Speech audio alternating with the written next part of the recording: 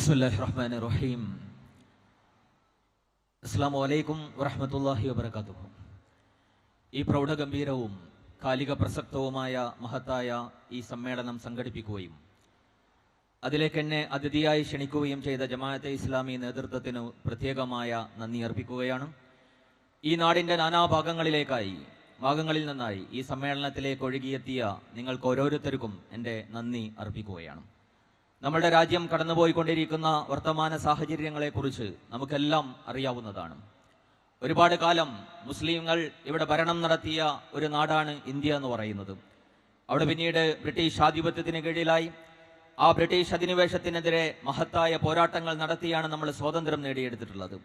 ആ സ്വാതന്ത്ര്യത്തിന് ശേഷം ഈ രാജ്യം എങ്ങനെയാണ് മുന്നോട്ട് പോകേണ്ടത് എന്നതിനെക്കുറിച്ച് ഇവിടുത്തെ മുഴുവൻ ജനവിഭാഗങ്ങളെയും, വ്യത്യസ്തങ്ങളായ മുഴുവൻ ജനവിഭാഗങ്ങളെയും, അവരുടെ താല്പര്യങ്ങളെയും അവരുടെ ഐഡന്റിറ്റികളെയും ഒക്കെ മാനിച്ചുകൊണ്ടുള്ള ഒരു ഭരണഘടനയുടെ അടിസ്ഥാനത്തിലാണ് നമ്മൾ മുന്നോട്ട് പോകാൻ തീരുമാനിച്ചത്. പക്ഷേ രാജ്യം ഇന്ന് എത്തി നിൽക്കുന്നത് അത്തരം വൈവിധ്യങ്ങളെ മുഴുവൻ നിരാകരിക്കുന്ന ഒരു ഭരണകൂടത്തിന്റെ ഏകാധിപത്യ സ്വഭാവത്തിലേക്ക് കാര്യങ്ങൾ എത്തി നിൽക്കുന്നത് നമ്മൾ കണ്ടുകൊണ്ടിരിക്കുകയാണ്. ആരാധനാലയങ്ങൾക്ക് നേരെയുള്ള കയ്യേറ്റങ്ങളാണ് ഇപ്പോൾ നടന്നുകൊണ്ടിരിക്കുന്നത്. ഗ്യാൻവാപ്പി മസ്ജിദിനെ കുറിച്ച് സവിശേഷമായി സംസാരിക്കുന്ന ഒരു സമ്മേളനം കൂടിയാണല്ലോ ഇത്. ഞാൻ ഗ്യാൻവാപ്പി മസ്ജിദിൽ നിന്നാണ് വരുന്നത്. ആ ഗ്യാൻവാപ്പി മസ്ജിദിനെ കുറിച്ച് ഇപ്പോൾ പ്രചരിപ്പിച്ചുകൊണ്ടിരിക്കുന്ന കാര്യങ്ങളെല്ലാം അസത്യങ്ങളാണ്. അതിൽ യാതൊരു യാഥാർത്ഥ്യങ്ങളുമില്ല. യഥാർത്ഥത്തിൽ അവിടെ ഒരുപാട് കാലങ്ങളായി വസിക്കുന്ന ഒരാള് എന്ന നിലക്ക് എനിക്ക് അക്കാര്യങ്ങൾ വളരെ കൃത്യമായിട്ട് നിങ്ങളോട് പറയാൻ കഴിയും. അതുപോലെ തന്നെ ചരിത്രം പരിശോധിച്ചു നോക്കിയാൽ ബനാറസിന്റെ ചരിത്രത്തെ കുറിച്ച് എഴുതപ്പെട്ട മുറക്ക ബനാറസ് എന്ന് പറയുന്ന ഒരു ഗ്രന്ഥമുണ്ട്. ആ ഗ്രന്ഥത്തിൽ പറയുന്നത് ഈ ഗ്യാൻവാപ്പി മസ്ജിദ് നിർമ്മിക്കപ്പെട്ടത് അക്ബർ ചക്രവർത്തിക്കും മുമ്പ് സുലൈമാൻ ജോൻപൂരി എന്ന് പറയുന്ന ഒരു മുഹദ്ദിസായ ഒരു പണ്ഡിതൻ അദ്ദേഹം നിർമ്മിച്ചതാണ് ഈ മസ്ജിദ് എന്ന് ആ ചരിത്ര ഗ്രന്ഥത്തിൽ രേഖപ്പെടുത്തുന്നുണ്ട്. മറ്റൊരു അതിനെക്കുറിച്ചുള്ള ചരിത്രത്തിൽ പറയുന്നത് പിന്നീട് അക്ബർ ചക്രവർത്തി അദ്ദേഹത്തിന്റെ ദീനെ ഇലാഹിയുടെ ഭാഗമായിട്ട് അതിന്റെ ഒരു കേന്ദ്രം എന്ന നിലക്ക് അതിനെ വികസിപ്പിക്കുകയുണ്ടായി. പിന്നീടുള്ള ഒരു ചരിത്രപ്രകാരം ഔറംഗസീബാണ് നിലവിലുള്ള ആ ഒരു പള്ളിയുടെ രൂപഘടനയിൽ അതിനെ പുനർനിർമ്മിക്കുകയും അതിനെ വികസിപ്പിക്കുകയും ഒക്കെ ചെയ്തത് ഔറംഗസീബാണ്. ഇതിന്റെ ചരിത്രത്തിൽ എവിടെയും ഒരു മന്ദിറിനെ, ഒരു അമ്പലത്തെ തകർത്തുകൊണ്ട് പള്ളി ഉണ്ടാക്കിയതായിട്ടുള്ള ഒരു തെളിവും നമുക്ക് അവിടെ കാണാൻ കഴിയുകയില്ല. പിന്നീട് എങ്ങനെയാണ് ഇതിനെക്കുറിച്ചുള്ള ആരോപണങ്ങൾ വരുന്നത്? അതിന് തൊട്ടടുത്തുള്ള ഒരു ക്ഷേത്രമുണ്ടായിരുന്നു, ഒരു അമ്പലം അവിടെ മുമ്പുണ്ടായിരുന്നു. അത് പഴകുകയും അത് പൊളിക്കപ്പെടുകയും ഒക്കെ ചെയ്ത് അതിൽ പുതിയത് പിന്നീട് നിർമ്മിക്കപ്പെടുകയാണ് ചെയ്തത്. ആ പൊളിച്ചു മാറ്റിയ ക്ഷേത്രത്തിന്റെ അവശിഷ്ടങ്ങൾ പലതും ഈ പള്ളിയുടെ നിലവറയിൽ സൂക്ഷിച്ചിട്ടുണ്ടായിരുന്നു. അതാണ് പിന്നീട് അവിടെ സർവേ നടത്തുമ്പോൾ ഇവിടെ അമ്പലത്തിന്റെ അവശിഷ്ടങ്ങൾ ഉണ്ട് എന്ന പേരിലൊക്കെ പ്രചരിപ്പിക്കപ്പെടാൻ കാരണമായത് അങ്ങനെയുള്ള ഒരു സംഗതി അവിടെ നടന്നതുകൊണ്ടുകൂടിയാണ്.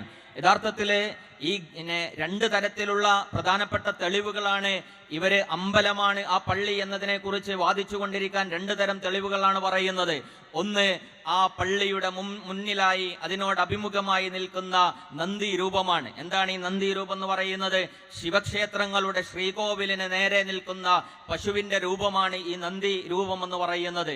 യഥാർത്ഥത്തിൽ 1830-ൽ നേപ്പാളിലെ രാജാവ് അവിടുത്തെ അമ്പലത്തിലേക്ക് പണി കഴിപ്പിച്ചു കൊടുത്തതാണ് ആ രൂപം എന്ന് പറയുന്നത്. പക്ഷേ ബ്രിട്ടീഷുകാരുടെ ഡിവൈഡ് ആൻഡ് റൂൾ എന്ന് പറയുന്ന അവരുടെ പോളിസിയുടെ ഭാഗമായിട്ട് മുസ്ലിങ്ങൾക്കെതിരെ ഹിന്ദു വികാരങ്ങൾ ഉണ്ടാക്കാനും ചരിത്രത്തെ അങ്ങനെ നിർമ്മിക്കാനും വേണ്ടിയിട്ട് ബ്രിട്ടീഷുകാർ അന്ന് ചെയ്ത പണിയാണ് ആ നന്ദി രൂപത്തെ മന്ദിറിന് നേരെ തിരിക്കുന്നതിന് പകരം മസ്ജിദിന് അഭിമുഖമായിട്ട് അതിനെ സ്ഥാപിച്ചത്. അന്ന് മുസ്ലിങ്ങൾ അതിനെതിരെ വലിയ അർത്ഥത്തിൽ എതിർപ്പ് പ്രകടിപ്പിച്ചെങ്കിലും ബ്രിട്ടീഷുകാർ ആ എതിർപ്പിനെ മറികടന്നുകൊണ്ട് പള്ളിക്ക് നേരെ ആ രൂപം സ്ഥാപിക്കുകയാണ് ചെയ്തത്. അതാണ് അതിന്റെ ഒരു ചരിത്രം. രണ്ടാമത്തെ തെളിവായിട്ട് പറയുന്നത് അവിടുത്തെ വുളു ഖാനയിലുള്ള വുളു എടുക്കുന്ന ഹൗദിലുള്ള ജലധാരയുമായി ബന്ധപ്പെട്ടുകൊണ്ടാണ്. യഥാർത്ഥത്തിൽ പണ്ടത്തെ നിർമ്മിതികളിലൊക്കെ ആ ജലധാരകൾ നമുക്ക് കാണാൻ കഴിയുന്നതാണ്. കുറെ കാലം അത് കേടുവന്ന് കിടക്കുകയായിരുന്നു.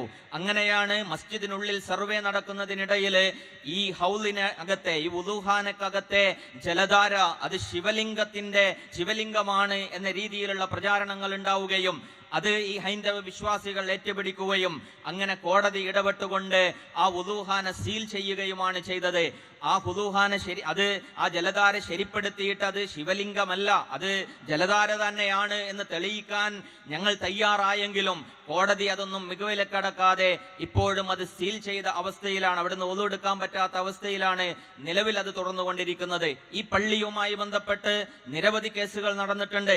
പള്ളിയുടെ ഭാഗത്ത് നിന്ന് തന്നെ അതിന്റെ ഉടമാവകാശവുമായി ബന്ധപ്പെട്ട് 936 പള്ളി കമ്മിറ്റിക്ക് വേണ്ടിയിട്ട് ഒരു കേസ് നടക്കുകയുണ്ടായി.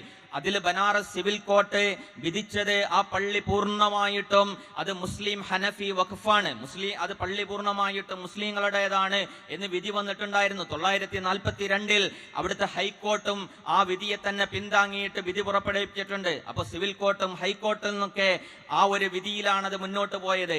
പിന്നീട് 991 കുറച്ച് ഹൈന്ദവ വിശ്വാസികളെ ആ പള്ളിക്കെതിരെ രംഗത്ത് വരുന്നതും കേസ് കൊടുക്കുന്നതും. അവരുടെ ആവശ്യം എന്ന് പറയുന്നത് മുസ്ലിങ്ങൾ ഈ പള്ളി പള്ളി അവർ തന്നെ പൊളിക്കുകയും എന്നിട്ട് ആ സ്ഥലം അമ്പലം നിർമ്മിക്കുവാൻ വേണ്ടി, ശിവക്ഷേത്രം നിർമ്മിക്കാൻ വിട്ടുതരണം എന്നതായിരുന്നു അവരുടെ ആവശ്യം. പക്ഷേ അന്ന് തന്നെ കമ്മിറ്റി അവിടെ കോടതിയിൽ പോവുകയും ഹൈക്കോർട്ടിൽ മൂവ് ചെയ്യുകയും എന്നിട്ട് അവിടെ തൽസ്ഥിതി തുടരാനുള്ള സ്റ്റേ വാങ്ങിക്കുകയും ചെയ്തിട്ടുണ്ടായിരുന്നു.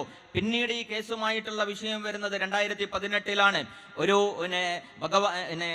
ശിവന്റെ ഒരു ഭക്തനാണ് എന്ന് അവകാശപ്പെട്ടുകൊണ്ട് എന്നോട് ശിവൻ ആവശ്യപ്പെട്ടു, ആ ക്ഷേത്രം സംരക്ഷിക്കണമെന്ന് ആവശ്യപ്പെട്ടു എന്ന് വാദിച്ചുകൊണ്ട് കേസ് കൊടുക്കുകയും എന്നിട്ട് ഒരു സർവേക്ക് വേണ്ടി ആവശ്യപ്പെടുകയും ചെയ്തു. കോടതി ആ സർവേ അംഗീകരിക്കുകയും അങ്ങനെ സർവേ തുടരാൻ തീരുമാനിക്കുകയും ചെയ്തു. ഹൈക്കോർട്ടിൽ സർവേ തടയാൻ വേണ്ടിയിട്ട് ഞങ്ങൾ മൂവ് ചെയ്തെങ്കിലും ഹൈക്കോർട്ട് അത് അനുവദിച്ചില്ല.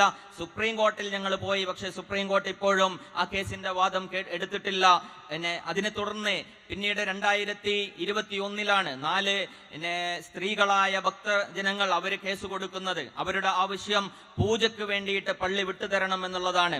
ആ ആവശ്യത്തിന്മേലാണ് ഇപ്പോൾ ജില്ലാ കോടതി ഈ വിധി പുറപ്പെടുവിച്ചിട്ടുള്ളത്. ജനുവരി 17 ജില്ലാ ജഡ്ജിയെ റിസീവറായിട്ട് കോടതി നിയമിക്കുകയും 31 ആ ജില്ലാ ജഡ്ജ് വിരമിക്കുന്ന ദിവസമാണ്. ആ വിരമിക്കുന്ന ദിവസം തന്നെ അദ്ദേഹം അത് പൂജക്കായി തുറന്നു കൊടുക്കണമെന്ന് ആവശ്യപ്പെടുകയും ചെയ്യുകയാണ്. കോടതിയിൽ ജഡ്ജി വിധിച്ചത് 7 ദിവസത്തിന് ശേഷമെന്നാണ്. പക്ഷേ അന്ന് തന്നെ ഭക്തജനങ്ങൾ അന്ന് രാത്രിയിൽ തന്നെ ആ പള്ളിയിലേക്ക് കയറുകയും നിലവറക്കുള്ളിൽ കഴിയുകയും എന്നിട്ട് പുറത്തുനിന്ന് വിഗ്രഹം പ്രതിഷ്ഠിക്കുകയും അങ്ങനെ പൂജ തുടങ്ങുകയും ചെയ്തിരിക്കുകയാണ്. ചെറുതും വലുതുമായ എല്ലാ ഓഫീസർമാരുടെയും സാന്നിധ്യത്തിലാണ് ഈ കാര്യങ്ങളൊക്കെ അവിടെ നടന്നത് എന്നത് നമ്മളെല്ലാം മനസ്സിലാക്കേണ്ട ഒരു കാര്യമാണ്. ഞാൻ അവസാനിപ്പിക്കുകയാണ്. ഈ ബാബരി മസ്ജിദുമായി ബന്ധപ്പെട്ടുകൊണ്ടുള്ള വിഷയങ്ങൾ നടന്ന സമയത്ത് നമ്മൾ വിചാരിച്ചിരുന്നു 991 പ്ലേസസ് ഓഫ് വർഷിപ്പ് ആക്ട് ഇനി മറ്റുള്ള ആരാധനാലയങ്ങളിൽ നിന്നൊക്കെയുള്ള അതിനെതിരെയുള്ള കയ്യേറ്റങ്ങളിൽ നിന്നൊക്കെയുള്ള ഒരു സംരക്ഷണം നമുക്ക് നൽകും എന്ന വിശ്വാസത്തിലാണ് നമ്മൾ ഉണ്ടായിരുന്നത്. പക്ഷെ അതൊക്കെ മിഥ്യാധാരണയായിരുന്നു എന്ന് തെളിയുന്ന കാര്യത്തിലാണ് കാര്യങ്ങളൊക്കെ മുന്നോട്ട് പോയിക്കൊണ്ടിരിക്കുന്നത്. പക്ഷെ നമ്മൾ നിരാശരാവുകയില്ല. നമ്മൾ ഈ പോരാട്ടം മുന്നോട്ട് നടത്തിക്കൊണ്ട് തന്നെ ഇരിക്കും.